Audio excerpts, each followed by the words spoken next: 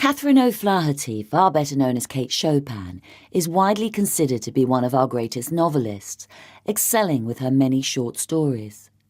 Born in Louisiana, her Creole, Cajun, Irish and French background would help to provide a rich source of ideas for her literary works. Regarded as one of the foremost exponents of feminist writing, her stories not only give women a voice, but report society from their viewpoint, usually with an unexpected twist. This collection of stories is read for you by Richard Mitchley, Eve Karpf and Gisela Rowe. Mame Pelagie. Chapter 1. When the war began, there stood on Côte Joyeuse an imposing mansion of red brick, shaped like the Pantheon. A grove of majestic live oaks surrounded it. 30 years later, only the thick walls were standing, with the dull red brick showing here and there through a matted growth of clinging vines. The huge round pillars were intact. So to some extent was the stone flagging of hall and portico. There had been no home so stately along the whole stretch of Côte Joyeuse.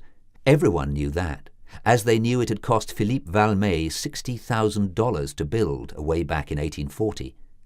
No one was in danger of forgetting that fact so long as his daughter Pelagie survived. She was a queenly, white-haired woman of 50.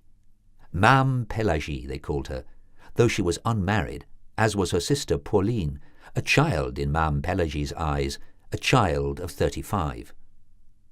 The two lived alone in a 3-roomed cabin, almost within the shadow of the ruin. They lived for a dream, for Mame Pelagie's dream, which was to rebuild the old home.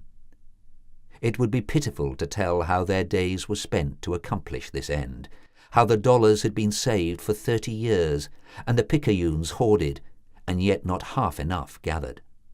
But Mame Pelagie felt sure of 20 years of life before her, and counted upon as many more for her sister, and what could not come to pass in 40 years? Often of pleasant afternoons the two would drink their black coffee, seated upon the stone-flagged portico whose canopy was the blue sky of Louisiana. They loved to sit there in the silence, with only each other and the sheeny, prying lizards for company, talking of the old times and planning for the new, while light breezes stirred the tattered vines high up among the columns where owls nested. "We can never hope to have all just as it was, Pauline," Mame Pelagie would say. "Perhaps the marble pillars of the salon will have to be replaced by wooden ones, and the crystal candelabra left out. Should you be willing, Pauline?" "Oh, yes, sir, I shall be willing." It was always "yes, sir," or "no, sir, just as you please, sir," with poor little Mademoiselle Pauline. For what did she remember of that old life and that old splendour?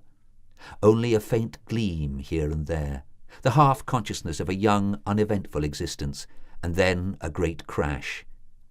That meant the nearness of war, the revolt of slaves, confusion ending in fire and flame, through which she was borne safely in the strong arms of Pelagie and carried to the log cabin which was still their home. Their brother, Léandre, had known more of it all than Pauline, and not so much as Pelagie. He had left the management of the big plantation with all its memories and traditions to his older sister, and had gone away to dwell in cities. That was many years ago. Now Léandre's business called him frequently and upon long journeys from home, and his motherless daughter was coming to stay with her aunts at Côte Joyeuse. They talked about it, sipping their coffee on the ruined portico. Mademoiselle Pauline was terribly excited. The flush that throbbed into her pale, nervous face showed it, and she locked her thin fingers in and out incessantly. "But what shall we do with La Petite, sir? Where shall we put her? How shall we amuse her? Ah, Seigneur!" "She will sleep upon a cot in the room next to ours," responded Mame Pelagie, "and live as we do. She knows how we live and why we live. Her father has told her. She knows we have money and could squander it if we chose. Do not fret, Pauline. Let us hope La Petite is a true Valmet." Then Mame Pelagie rose with stately deliberation and went to saddle her horse, for she had yet to make her last daily round through the fields, and Mademoiselle Pauline threaded her way slowly among the tangled grasses towards the cabin. The coming of La Petite, bringing with her as she did the pungent atmosphere of an outside and dimly known world, was a shock to these two, living their dream life. The girl was quite as tall as her Aunt Pelagie, with dark eyes that reflected joy as a still pool reflects the light of stars, and her rounded cheek was tinged like the pink crepe myrtle. Mademoiselle Pauline kissed her and trembled. Mame Pelagie looked into her eyes with a searching gaze which seemed to seek a likeness of the past in the living present. And they made room between them for this young life. Chapter 2.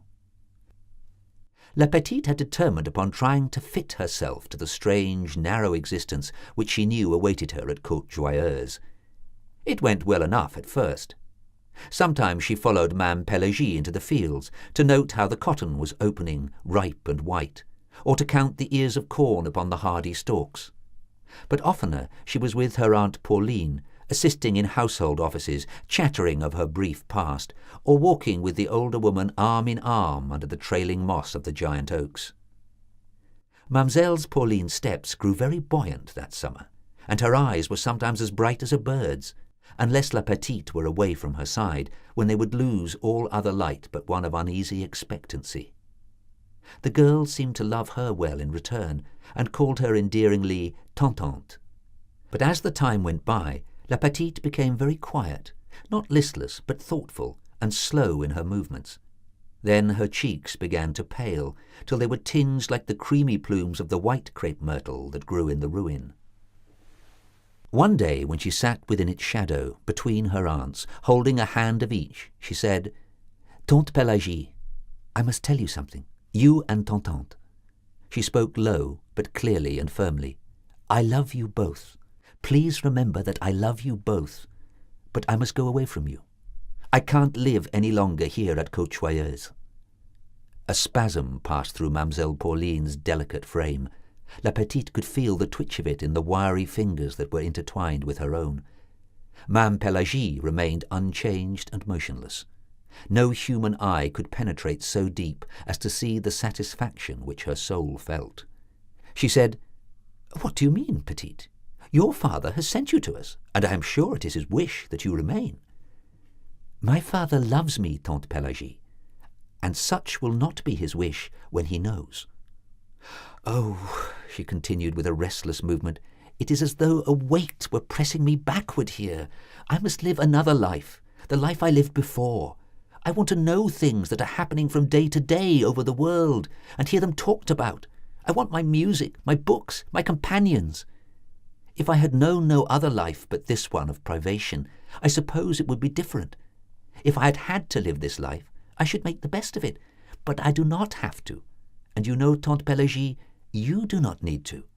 It seems to me," she added in a whisper, "that it is a sin against myself." "Ah, Tantante, what is the matter with Tantante?" It was nothing, only a slight feeling of faintness that would soon pass. She entreated them to take no notice, but they brought her some water and fanned her with a palmetto leaf. But that night, in the stillness of the room, Mademoiselle Pauline sobbed and would not be comforted. Mame Pelagie took her in her arms. "Pauline, my little sister Pauline," she entreated, "I have never seen you like this before. Do you no longer love me? Have we not been happy together, you and I?" "Oh, yes, sir." "Is it because La Petite is going away?" "Yes, sir."